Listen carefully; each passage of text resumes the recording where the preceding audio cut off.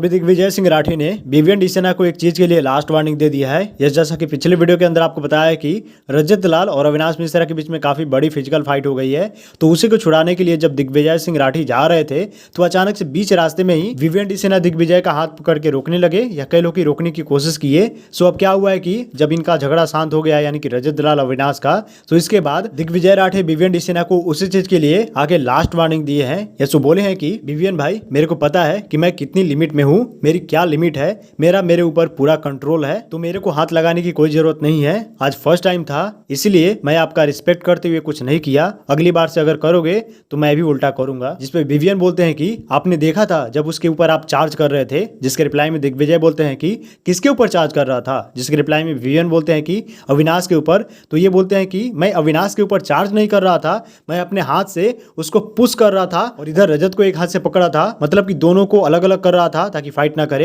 But फिर से इधर विवियन बोलते हैं कि आपने वहां पे जाने से पहले मेरे को पुश किया, इसलिए मेरे को लगा कि आप उस पे चार्ज होके जा रहे हो और इसलिए मैंने आपको पकड़ा। जिसपे फिर से दिग्विजय रिपीट करते हैं कि मुझे मेरा लिमिट पता है, मेरे ऊपर मेरा फुल कंट्रोल है, तो मेरी हाथ पकड़ने की जरूरत नहीं है आपको।